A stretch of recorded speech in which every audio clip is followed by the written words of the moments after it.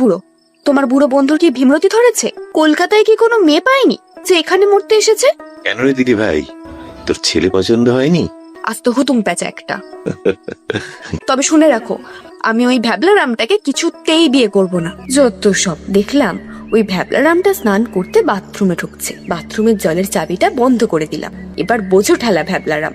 এখানে কি করছিস রে মুখপুরি? না মানে আন্টি, ওয়াশরুমে জল আসছে না কেন? খুব সাহস বেড়েছে না রে তোর শয়তানি?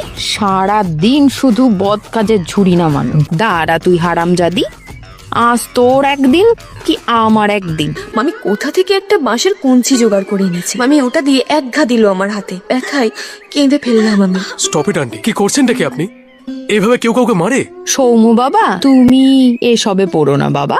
ওই মেয়েকে আজ আমি মেরেই ফেলবো। তুমি জানো এই মেয়ে আর জলের চাবি লাগিয়েছিল। যাই করুক না কেন, আপনি ওকে এইভাবে মারতে পারেন? তুমি ওই শয়তানিকে চেনো না বাবা, এইটুকু মারে ওর লাগে না। Really aunty? বাবা, এই ভ্যাবলা রামটা এত রাগী জানতাম না তো। আর কেমন মামিকে চুপ করিয়ে দিল।